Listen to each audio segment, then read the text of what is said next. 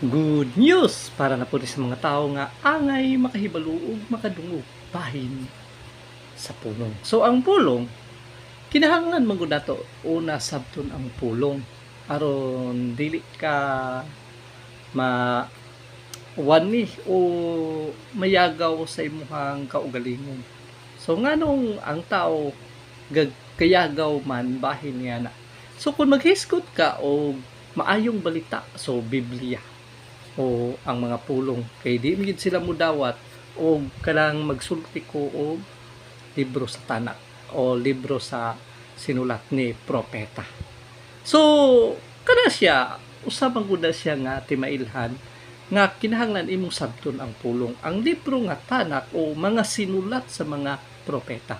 So gamiton nato ang ilang gagamiton nga nakasulat sa Biblia. So ang Biblia nagahisgot diha. Mo na siya kanunay gina siya nga paag panabot. Naghisgot si propeta. So naagyapon ang ilahang Juan pero wala may nakabutang nga propeta. Naghisgot si Osias. So mo gina ang nasabtan sa tawo kay wala man sila mabasa sa ilahang kaugalingon nga propeta Osias. So mo lang nakapayagaw sa tao nganong dili nila mailhan kung si kinsa bagid si propeta Osias. So dinhi pa lamang ang pagsulti dinhi nga gikan sa sinulat ni propeta Osias. Kung magbasa man gani kinahanglan nga makuha nila dili ang kunon sa ilang kaugalingon. Mao gina siya kay mahimo silang hipokrito nagpakaaron ignon. So sa sinulat ni propeta Osias o sa sinulat diri sa gikan sa Biblia nga Osias kapitulo 6 ang katawhan mo ingon ngari kamo mamalik kita sa Ginoo kay gipasakitan kita niya apan iya kitang ayohon gisamaran kita niya apan karon iyang bindahion. So, kung iyahan ang ayuhon ang samad, so, mo ginang kinahanglan. Pero sa panahon man ni Osias, tapos sa duha kaadlaw buhion kita niya o bangunon kita niya sa ikatulo nga adlaw og mabuhi kita uban kaniya. So kini siya nagpamatuod nga ang imong kaugalingon nga mamalik kay gisamaran og ayuhon niya sa ikaduha buhion og bangunon. So sa ikatulo muna siyang gingon mabuhi kita uban kaniya. Ilhon nato ang Ginoo. Muanhi gayud siya kanato. Muanhi siya kanato. Sama nga moabot gayud ang kabuntagon, muanhi siya sama nga ulan.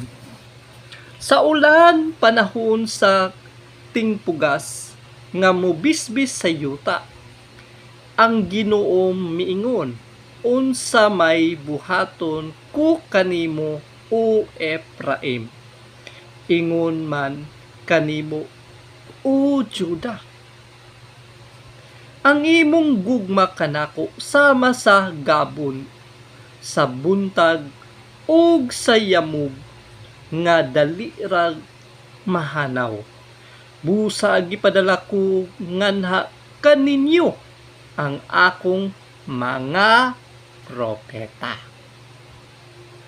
Uban sa akong mensahe sa silot o kalaglagan, ang akong hukom klaro gayud kaayo.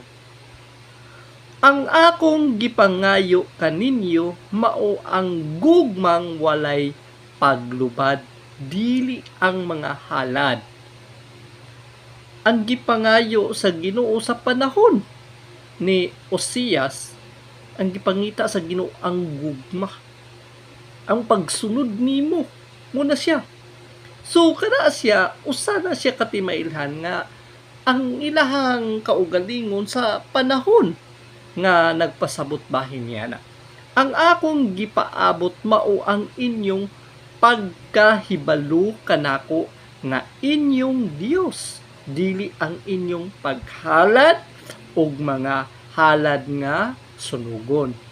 Apan sa diha nga misulod sila sa yuta sa Adan, gilapas nila ang kasabutan nga akong gihimo uban ang kanila. Ang Gilead usa ka syudad sa mga tawong dautan. Mga tawo nga naduhig sa dugo. Ang mga pari sama sa usa ka pundok sa mga tulisan. Mga silang tao og mupatay bisan didto sa dalan paingon sa balaang dapit sa Sikim. Gituyo gayud nila kini paghimo diha sa katawhan sa Israel. So kini nagahisgot ni siya kini nga pagkasulti sa kapitulo 6 nagahisgot sa banay ni Israel.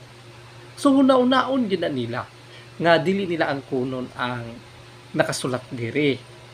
Lisod mukutlo sila og bersikulo unya ang kunon sa yahang kaugalingon. Muna dili nila makuha unsa bagayud ang Ginoo nga mag-uban sa iyang katawhan.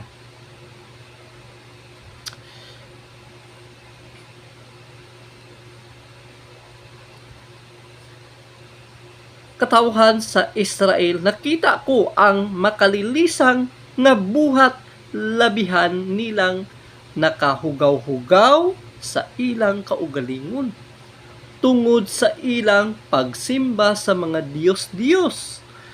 Alang kaninyo katawhan sa Juda. Nag-specific siya o iyang gitumong ka na siya nga pulong nga Juda o kaliwat ni Juda. Nagtakda usab ako og panahon sa pagsilot kaninyo tungod sa inyong gibuhat. So mo gina siya ang dapat kuan lang og pagtulunan. Muna siya ang pagsabot sa tao nga dili nimo siya ang kunon, kundili magkuha ka og pagtulunan nga masabtan nimo para sa imuhang kaugalingon. Kaya ang balaang espiritu usa man na siya ka maggigiya. Mo man na ang Dios, ang espiritu sa Dios. Mo na ang espiritu sa Ginoo. Mo na ang ilahang gipanglitok sa ilahang kaugalingon apan unsaon man nga dili man nila masabtan kinsa ang ilang gisimba nga Dios. So kaning mga klase nga mga tao unsa bagayud kay sa mga hintil o pagano nakaambit man sila sa ilahang panahon sa ilahang mga pagsimba-simba sa mga Diyos-Diyosan. So unsaon man nga ang mga tao karon dili pud na nila masabtan, sama sila sa tulisan, sama sila sa mangingilad, sama sila sa pagbudhi sa buhi nga Dios.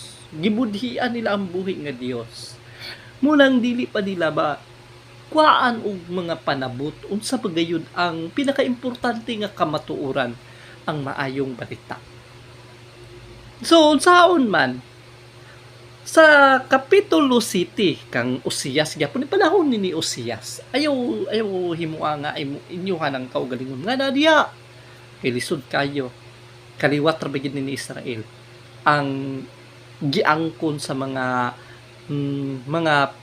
tao nga nagpakaron ignon sa ilang kaugalingon. So diha sa kapitulo 7 sa dihang ayuhon og pauswagon nausab ang Israel. Ang akong makita mao lamang ang pagkadautan ni Ephraim, kaliwat ni Ephraim. O ang daotang binuhatan sa Samaria, nang limbong sila, nangawat diha sa kabalayan, ug nanulis didto sa gawas. Wala nila damha nga hinumduman ko ang tanan nilang daotang buhat. Karon gilibutan sila sa daotan nilang binuhatan, ug nasayod ako niini. Ang Ginoo miingon, nalimbungan nila ang hari, ug ang mga kadagkuan nadala sa ilang pagpanglingla. So mismo gali ang mga hari, ang mga kadagkuan ug ang hari gabuhat na usab sa pagpanglimbong. Maluibon silang tanan sama sa hudno nga init kaayo, ug dili na kinahanglan sugnuran pa, sukad sa pagmasa sa harina hangtod nga kini mutubo. Sa dihang naghimog kasaulugan ang hari, nangahubog ang mga kadagkuan. Nakighugoy-hugoy siya sa mga mayubiton, sama sa hudno, nagdilaab ang ilang kasing-kasing sa laraw nga daotan. Sa tibuok gabii, nagbaga ang ilang kasuko, ug sa pagkabuntag musilaob kini. Init silang tanan, daw hudno, ug gilamoy nila ang ilang mga pangulo. Nangapukan ang tanan nilang hari, ug walay usa kanila nga misangpit kanako. Ang Ginoo miingon, ang katawhan sa Ephraim sama sa pan nga katunga ray naluto. Nagsalig sila sa mga nasod nga naglibot kanila. Wala sila makaamgo nga ang ilang pagsalig sa mga langyaw nakaut-ut sa ilang kusog. Inihap na lamang ang ilang mga adlaw, apan wala sila masayod niini. Ang pagkamapahitason sa katawhan sa Israel nagsaksi batok kanila, apan wala sila mangita umubalik kanako. Ang Ginoo nga ilang Dios sama sa salampati ang Ephraim. Hungog ug walay buot, nagpakitabang siya sa Ehipto, unya midangop sa Assyria. Inig panglakat nila, taktakan ko sila sa akong pukot. Dakpon ko sila sama sa mga langgam. Kastiguhon ko sila tungod sa dautan nilang binuhatan. Alaot sila kay mibulag man kanako, laglagon ko sila kay misupil man kanako. Buot ko silang luwason, apan nanulti silang bakak batok kanako. Dili kinasing-kasing ang ilang pagsangpit kanako, apan nagminatay sila sa ilang higdaanan, sama sa ubang tawo nga wala muila kanako. Madsamaran nila ang ilang kaugalingon, inig pangayo nilag pagkaon ug bino, o pagkamasupilon gayud nila. Bisag gibansay ug gilig-on ko ang ilang mga bukton. Naglaraw gihapon sila dautan batok kanako. Midangop sila sa mga Diyos, sama sila sa pana nga misumbalik. mga matay sa espada ang ilang mga kadagkuan, kay mapahitason man silag sinultian, katawhan sila sa mga Ehiptohanon. So kana nga mga pagtuki nila sa pulong, pagbasa unya ang kunon dili na pwede. Kini usa lamang kini siya kagiya sa tawo aron masabtan nila nga kini nagahisgot sa kaliwat ni Israel sa panahon pa ni Osias. So unsaon man karon hatagan ta mo og mga panabot. Ang akong isulti dili sa panahon ni Osias. Ang akong isulti sa panahon karon. Aron masabtan sa tao unsa bagyod ang pagkadautan sa tao. Ang pagbuhat sa dautan batok sa buhi nga Dios. Mao kini sila nga mga tao nga nagabuhat og mga daotang binuhatan. Susama sila sa tulisan. Ginatulis nila o ginakawatan nila ang ilang isig katawo o ang ilang pagsulti batok sa ilang isig katawo sa panglimbong o pagpamakak niini. Ginabuhat nila sa ilang kaugalingon ang ilang mga daotang binuhatan batok sa buhi nga Dios. Mao kanang dili pa nila masabtan kay ang buhi nga Dios gabadlong kana. Dili siya gusto nga ang iyang katawhan maalaot nga magbuhat sa dautan. Kay ang gipangita sa Dios ang gugma sa tao alang kaniya. Kay kung ikaw nahigugma ka sa buhi nga Dios, dili ka magabuhat sa dautan.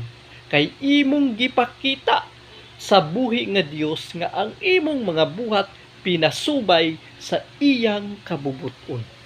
Mao kanang dili nila masabtan unsa bagayud ang kamatuoran para sa ilahang kaugalingon. Unsa bagayud ang pagsunod sa buhi nga Dios, kay ang Dios balaan. Ang iyang espiritu balaan. Mao kanang wala kay mapasigarbo sa imong kaugalingon, kay ang imong mga buhat dayagman sa mata sa Dios. Dili niya malimtan ang imong mga daotang buhat sa atubangan sa buhi nga Dios. Ang imong pagtawag kaniya dili sinsiro sa atubangan sa Dios ug sa iyahang pagdungog niini. Mao kini wala nila masabtan ngano ang tawo gapaabot man sa buhi nga Dios. Ang buhi nga Dios magauban man sa iyang katawhan, magaanha man sa iyang katawhan, magabubo sa iyang espiritu. Kay tungod ang Dios nahigugma usab sa iyang katawhan. Kay alang sa Dios dili niya pakyason ang iyang mga katawhan. Apan ang mga katawhan sa Dios mo'y nagapakyas sa Dios. So, ang buhi nga Dios, dili gyud na siya musalikway. Nagatuo sila sa ilang kaugalingon nga sila gipasagdan sa Dios, walang hatagi, ug ilang nadawat nga mga blessing. Apan, wala nila makita sa ilang kaugalingon. Mao kining mga tao nga taphaw lamang ang ilahang panabot nini. Kay sa giingon pa diha sa Dios mismo nga ang imong gikinahanglan giandam naman niya. Sa wala pa nimo gipangayo, ana-ana nakaandam. Nakahibalo ang buhi nga Dios nga imo kining pangayoon, kay kini imo mang gikinahanglan. Apan unsaon man gyud pagsabot niini sa tawo. Kaya ang tawo karon dili nila kuha ang panabot niini. Unsa bagayod ang insakto. Hinaot nga kini nga pulong makadugang sa kahibalo ug masabtan nimo ngano ang mga pulong sa buhi nga Dios hingpit ug matuod. Kining mga nakasulat diri sa Bible, usa lamang kini siya kagiya sa imong kaugalingon nga angay nimong buhaton ang pagtuman sa kabubuton sa buhi nga Dios. Kay kini usa man ni siya nga timailhan sa tawo nga masayod siya unsay dili gusto sa buhi nga Dios ug unsa ang iyang gusto nga imong pagabuhaton alang sa imong pagsunod sa iyang kabubuton. So kini lamang nga mga pulong lisod man madawat sa kadaghanan apan unsaon man. Kini nagpamatuod nga ang imong kaugalingon makasabot gayud kung unsa ang kamatuoran. Kay daghan pa ang wala gyud makasabot. Alang kanila nakaila sila apan ang mga buhat nila dautan. Mao kanang giingon sa Dios nga wala ako makaila kay ngano usa sa timailhan nga nganong dili man ilhon sa buhi nga Dios ang nagbuhat sa dautan kay kini iyang pagasilutan sa iyang pagdesisyon niini. Kay tungod ang tao nagabuhat man supak sa kabubuton sa buhi nga Dios. Ang tao mo'y nasayod unsa bagayod ang angay niyang pagabuhaton aron dili siya masilutan. Kay kini usa lamang kini nga pamaagi nga makita nimo ang dalan sa kamatuoran paingon diha sa buhi nga Dios. Hinaot nga kini nga mga pulong makahatag ug makadugang sa imong panabot. Kay kini usa lamang kini sa pagpasabot nga dili ka malipat sa imuhang kaugalingon unsa ang mga pulong nga angay nimong sabton.